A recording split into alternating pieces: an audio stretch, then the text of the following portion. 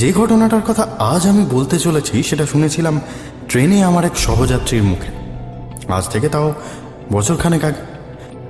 অর্থাৎ ঘটনার সত্যতার গ্যারেন্টি যে শুধু দিতে পারবো না তা নয়, এও আগে থেকে জানিয়ে রাখি যে ঘটনাটা সম্ভবত মিথ্যে।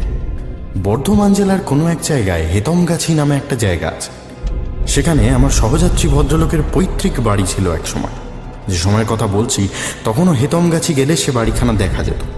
আমি নিজে অবশ্য কখনো যাইনি সেখানে, এবং সে বাড়িখানা এখনও অবিকৃত অবস্থায় পড়ে আছে কিনা তাও জানি না।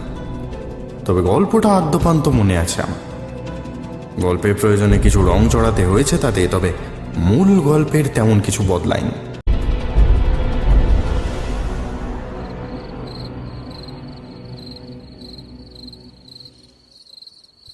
বিছানায় শুয়ে ঘরের আলোটা নিভিয়ে দিল দিনু।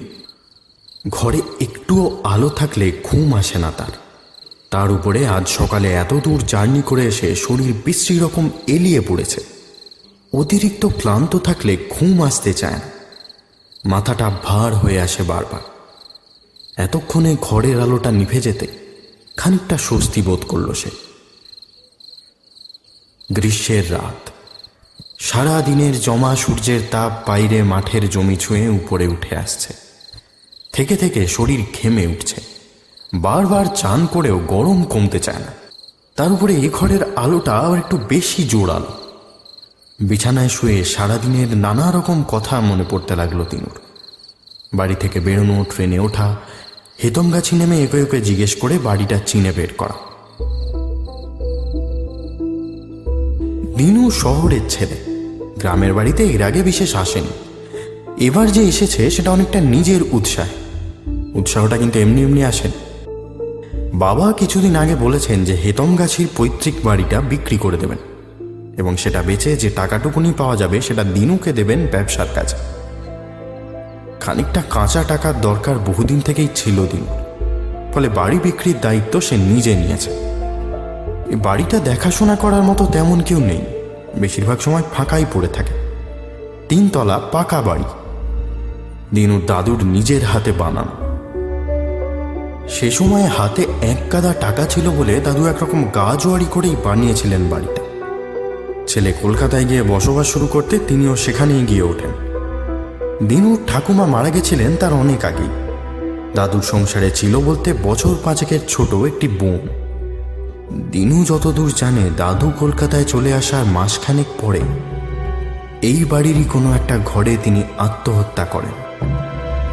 আত্মহত্যার কারণটা যে ঠিক কি তা দিনু জানতে পারেনি কোনোদিন। জানলার দিকে তাকিয়ে উঠে বসল দিনু। এর মধ্যে পিঠে কি যেন কামড়ে দিয়েছে। সম্ভবত ঝাড়পোকা আছে বিছানাটায়, অর্থাৎ আজ রাতে আর ঘুম আসবে না। পকেট হাতড়ে চাবিটা খুঁজে নিল দিনু। টর্চটা পাশেই পড়েছিল, সেটা হাতে নিয়ে ঘর ছেড়ে বাইরে বেরিয়ে এলো। সেকালের বাড়ি বলে ঘরগুলো বেশ বড় সড়ো। ঘর থেকে বেরোলেই চৌকো প্যাসেজ, তার নিচে ঠাকুর দালান। একসময় সেখানে বড় করে দুর্গা পুজো হতো। এখন খসে যাওয়া ইঁট আর যাবতীয় পুরনো ভাঙাচোরা জিনিস দাঁই করে রাখা আছে। টর্চটা একবার সেই স্তূপের উপর বুলিয়ে নিল দিনু। একটা বিড়াল সেখানে শুয়ে ঘুমোচ্ছে। টর্চের আলোয় তার ঘুম ভাঙল না। চৌকো প্যাসেজের ধার বরাবর 6খানা ঘরের দরজা, 3 দিকে 2টো করে। আরেকটা দিকে ছাদে যাওয়ার সিঁড়ি, সিঁড়ির পাশেই বাথরুম। প্যাসেজের উপর টর্চের আলো ফেলে দরজাগুলো একবার দেখে নিল দিনু। অন্য ঘরগুলোতে বিছানা পাতা আছে কিনা সে জানে না, থাকলেও সেগুলোতেও ঝাড়পোকা থাকার সম্ভাবনা কম না। অবশ্য মাটিতে শুয়ে পড়তে অসুবিধা হয় না তার। তবে এখন বাইরে বেশ হালকা একটা হাওয়া দিচ্ছে। চারপাশে এত উঁচু বাড়ি আর নেই বলে প্যাসেজে দাঁড়িয়েও সেই হাওয়া এসে লাগছে মুখে। খোলা হাওয়ায় তার মনটা ভালো হয়ে গেল। মাঝে মাঝে এখানে কাটিয়ে গেলে মন্দ হয় না। বেশ পুরনো পুরনো একটা গন্ধ আছে। এখনো শিয়াল ডাকে এখানে, সকালে মুরগির ডাকে ঘুম ভাঙবে হয়তো। প্যাসেজ ধরে পায়চারি করতে করতে কি যেন মনে হলো দিনু। পকেট থেকে চাবির গোছা বের করে ভালো করে গুনে নিল সে। ছখানা ঘর, অথচ চাবির সংখ্যা 5টা। আর একটা ঘরের চাবি তাহলে কোথায়? বাড়ি থেকে বেরোনোর সময় বাবা তাকে 2 গাছি চাবি দিয়েছিল, তার একটা সদর দরজার আর 1 তলার ঘরে। 2 তলাটা খোলাই থাকে। 3 তলার চাবির গোছাটাই এখন তার হাতে। তো ঘাবড়ে গেল সে। মনে পড়ল ছোটবেলায় একবার বাবার সাথে এ বাড়িতে এসেছিল। সেবারও একটা ঘর কিছুতেই খুলতে চাননি বাবা, কিন্তু সেটা যে ঠিক কোন ঘরটা সেটা দিনুর মনে পড়ল না। এখানে এসে থেকে 3 তলায় মাত্র 2টো ঘর সে খুলেছে। চাবিটা হাতে নিয়ে উল্টো দিকের একটা ঘরের সামনে এসে দাঁড়ালো সে। বেশি চেষ্টা করতে হলো না, তালার ভিতর দ্বিতীয় চাবিটা ঢুকিয়ে ঘোরাতেই খুলে গেল সে। দরজাটা ঠেলে ঘরের ভিতরটা একবার দেখে নিল দিনু। যে ঘরটায় এতক্ষণ সে ছিল তার থেকে এই ঘরটা সেরকম আলাদা নয়। দরজাটা টেনে আবার বন্ধ করে দিল সে, আর সাথে সাথে একটা অদ্ভুত শব্দ শুনে সে থমকে গেল। শব্দটা এসছে পাশের ঘর থেকে। মনে হলো যেন ভাঙা ইটের উপর দিয়ে কেউ হেঁটে চলে গেল। কয়েক সেকেন্ড চুপ করে দাঁড়িয়ে থাকলো দিনু। ও ঘরের চাবিটা এখনো খোলেনি সে, অর্থাৎ সেখানে কারো থাকার কথা নয়।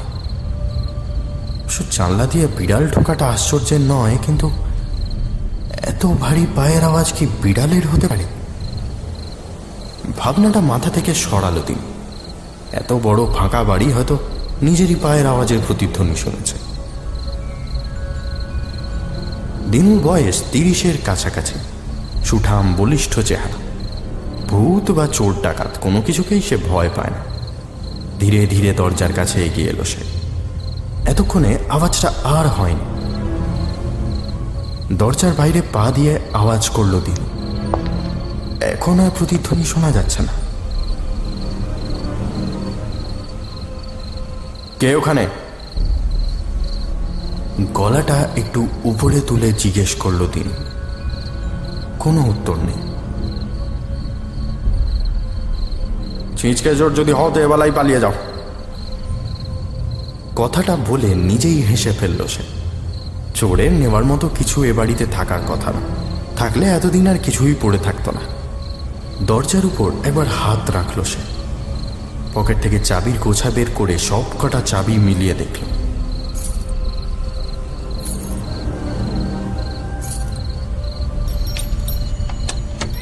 না, একটাও লাগছে না।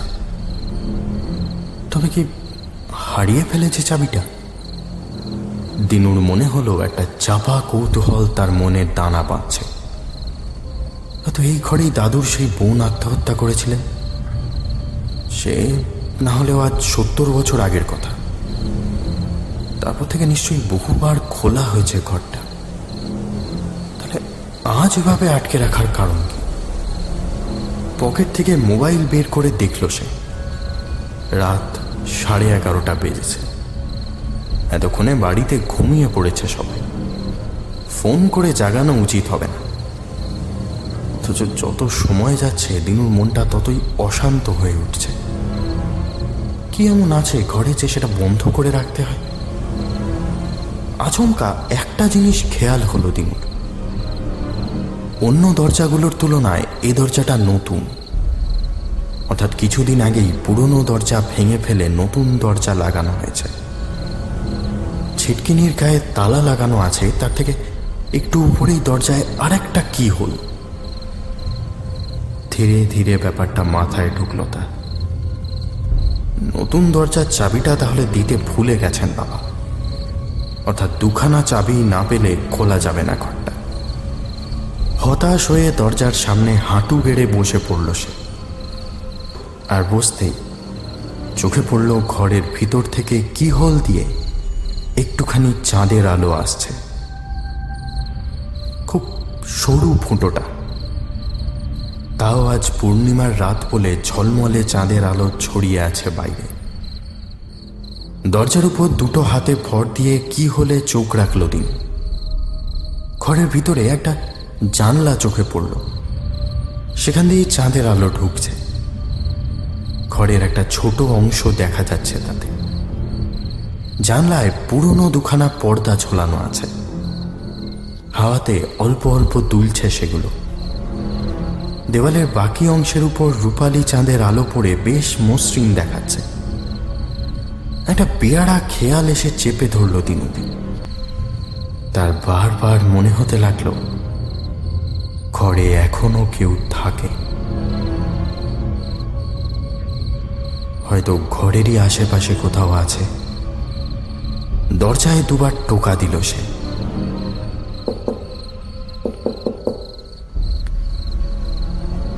এবার ফাঁকা ঘরে প্রতিধ্বনিটা শোনা গেল। দরজা ছেড়ে উঠে পড়ল দিন। আত্মহত্যাটা যে এই ঘরেই হয়েছিল সে নিয়ে এখন আর সন্দেহ নেই তার। অথচ এত রাতে বাড়িতে ফোন করে কিছু জিজ্ঞেস করলেও বাড়ির লোক ভাববে ভয় পেয়েছে দিন। ঘরে ফিরে এসে মোবাইলটা পাশে রাখল সে। তারপর মেঝেতেই শুয়ে পড়ল। মেঝেটা বেশ ঠান্ডা হয়ে আছে। বিছানায় ঢাকা পড়ে যাওয়ায় চোখে আলোটাও কম লাগছে। পাশ ফিরে শুয়ে থাকতে থাকতে দিনু মনে করার চেষ্টা করল। কিছু একটা রোগ হয়েছিল ভদ্রমহিলার। সেটা বাড়তে বাড়তেই একসময় আর সহ্য করতে না পেরে গলায় দড়ি দিয়েছিলেন তিনি। দিনু কখনো ঝুলন্ত মৃতদেহ দেখেন। ব্যাপারটা ভাবলেও তার গা শিউরে ওঠে। দিনু বুঝল এইসব ভাবনা মাথায় আসলে আজ রাতে আর ঘুমই হবে না তার।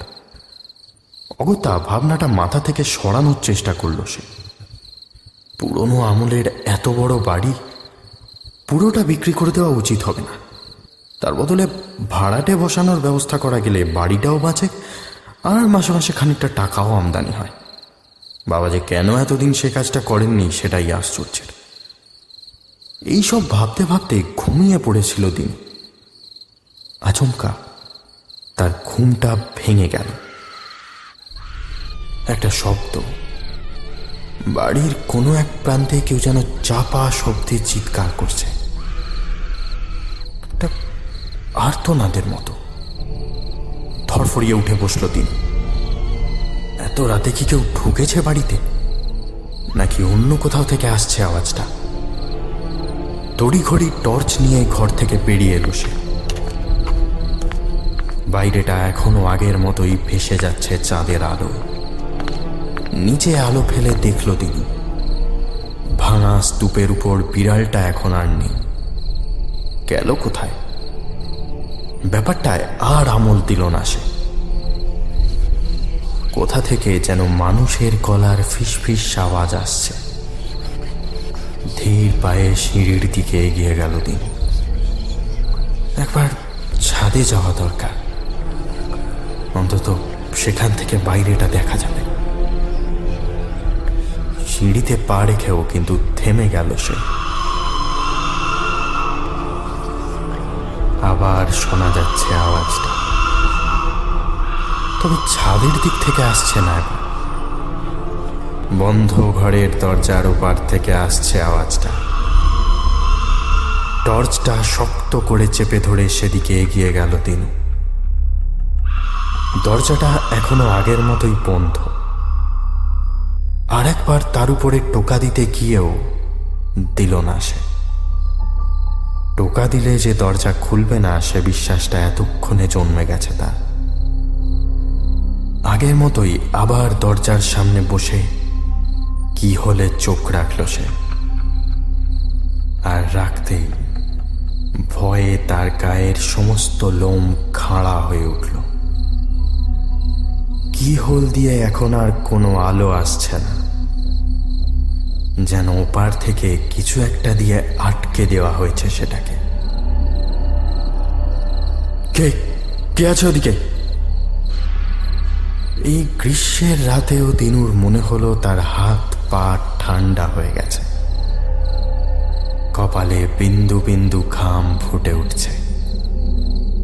আগের মতোই কোনো উত্তর এলো না ওপাশ থেকে। খানিকটা সময় সেইভাবে কেটে যেতে দিনুর ভয়টা কমে এলো। টর্চটা জেলে কি হোল থেকে একটু দূরে সেটাকে ধরল সে।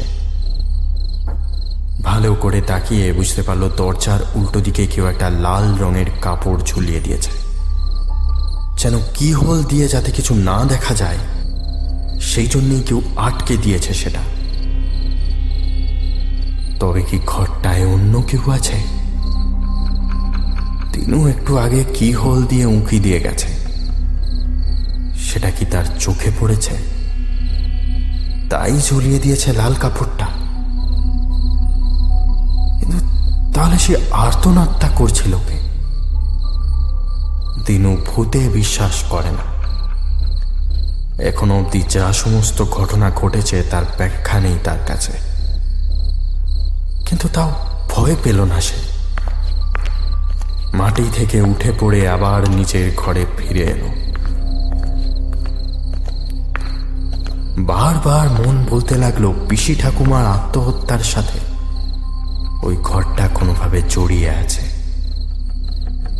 ভদ্রমহিলা ঠিক কি ধরনের রোগে ভুগছিলেন সেটা জানতে পারলেই সমস্ত রহস্যের সমাধান হবে, অথচ কাল সকালের আগে সেটা জানারও উপায় নেই তার। মেঝেতে এসে শুয়ে পড়তেই আবার শোনা গেল সেই চিৎকারটা। রোগ চেপে গেল দিনুর মাথায়। এই রহস্যের সমাধান না করে আজ ঘুমাবে না সে। প্রায় এক ছুটে ঘরটার সামনে গিয়ে দাঁড়ালো সে। এখনো আলো ঢুকছে না কি হোল দিয়ে। দরজায় জোরে জোরে ধাক্কা দিল সে। কে তুমি? ফাঁকা ঘরে প্রতিধ্বনিত হতে লাগলো চিৎকারটা। দরজায় কান রাখলো দিনু। ফিস ফিস করে কি যেন শব্দ হচ্ছিল এতক্ষণ। এবার সেটা থেমে গেল। আবার শুনতে পাওয়ার আশায় দরজায় কান রেখে সেকেন্ড গুনতে লাগলো দিনু। বারবার মন বলতে লাগলো এক্ষুনি কিছু একটা শব্দ শোনা যাবে ওপাশ থেকে। 1 2 3 4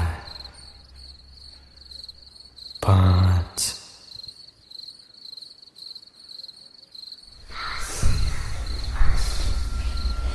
অস্পষ্ট ছাড়া ছাড়া কয়েকটা শব্দ। মনে হলো দরজার হাওয়ায় ধাক্কা লেগে হচ্ছে শব্দটা। তাও দিনুর মনে হলো কেউ যেন দরজা খুলে ভিতরে যেতে বলছে তাকে। খোলো খোলো দরজা। হাতের টর্চটা আবার জেলে কি হোলের উপর ধরল দিনু। এখনো সেইভাবেই ঝোলানো আছে লাল কাপড়টা। ঘরের ভিতরে কি হচ্ছে তা কিচ্ছু বোঝার উপায় নেই। ক্ষীণ একটা শব্দ, আগের থেকে অনেকটা আলাদা। দিনুর মনে হলো ঘরের ভিতরে একটা ফাঁসির দড়ি ঝোলাচ্ছে কেউ। ঝুলন্ত দড়ির মচমচ আওয়াজ আসছে ভিতর থেকে। অসহ্য ভয়ের ঠান্ডা একটা স্রোত দিনুর পা বেয়ে উঠে এলো। ঘরের দরজার বাইরেই একটু একটু করে জ্ঞান হারিয়ে লুটিয়ে পড়ল সে।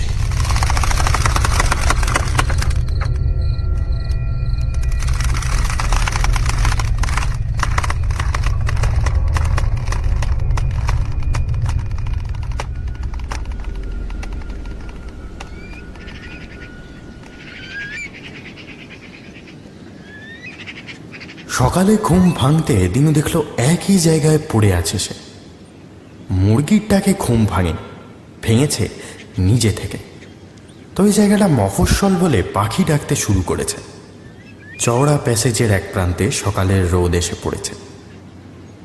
উঠে বসতেই কাল রাতের কথা মনে পড়ল দিনু।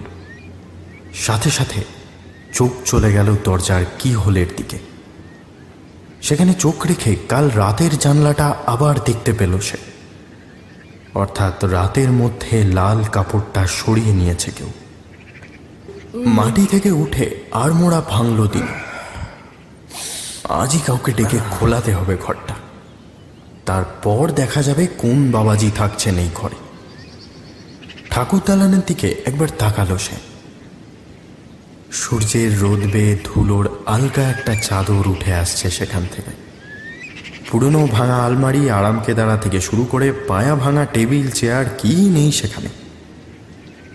বাড়ি ছেড়ে যাওয়ার সময় ওগুলো সরিয়ে নিয়ে যাওয়া হবে বলে রাখা হয়েছিল নিচে, কিন্তু তারপর আর কেউ সে দায়িত্ব নেয়।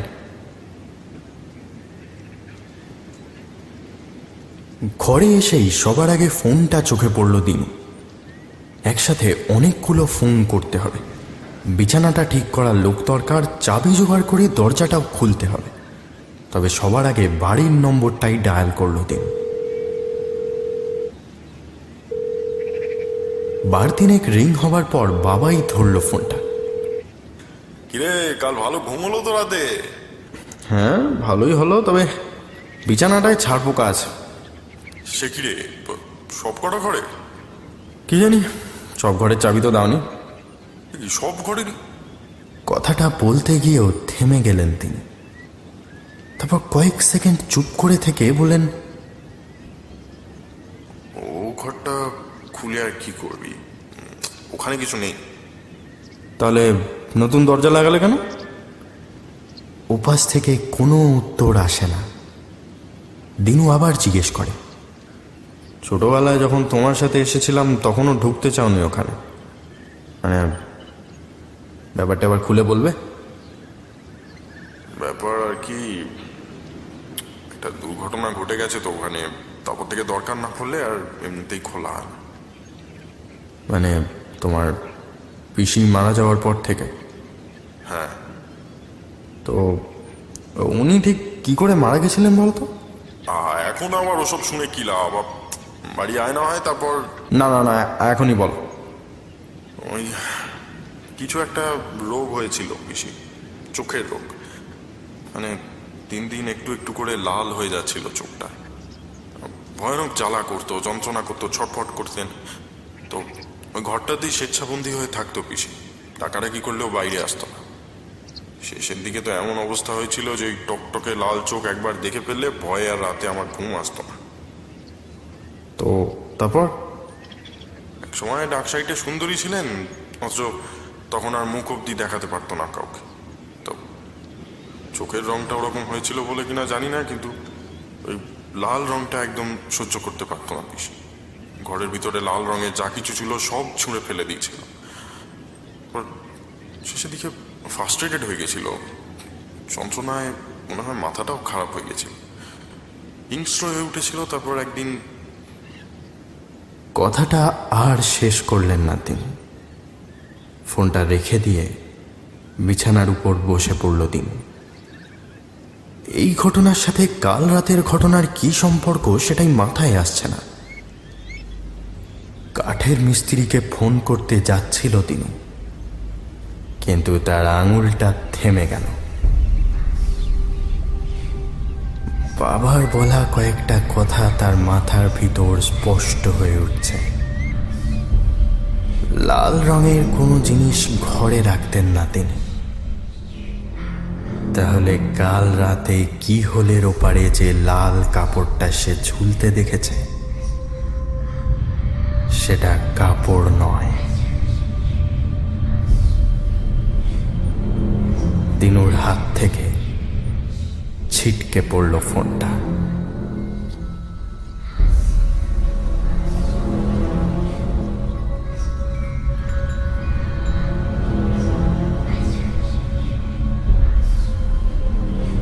ভয় জিনিসটা ঠিক কি? মার্ক টোয়েনের একটা গল্পের কথা মনে পড়ছে, যেখানে একটা মর্গে একটা নতুন দারোয়ান নিযুক্ত হয়েছে। তো মর্গের যে পুরনো দারোয়ান, সে নতুন দারোয়ানকে ঘুরে ঘুরে দেখিয়ে দিচ্ছে বিভিন্ন জায়গা। যে ঘরে মৃতদেহদের শোয়ানো থাকে সেখানে এসে নতুন দারোয়ান দেখলো যে একটা অ্যালার্মের সুইচ লাগানো আছে। তো সে পুরনো দারোয়ানকে জিজ্ঞেস করলো যে এখানে তো সবাই মৃত, এখানে অ্যালার্মের সুইচ কি হবে? তাই শুনে পুরনো দারোয়ান বলল যে বলা তো যায় না কখন কে জেগে ওঠে। ভেবে দেখুন, আমরা সবাই ওই নতুন দারোয়ানের মতো, আমরা সবাই তাকিয়ে আছি সেই অ্যালার্মের দিকে। এখনো অবধি বেজে ওঠেনি সেটা। সবাই ভালো থাকবেন। শুভরাত্রি।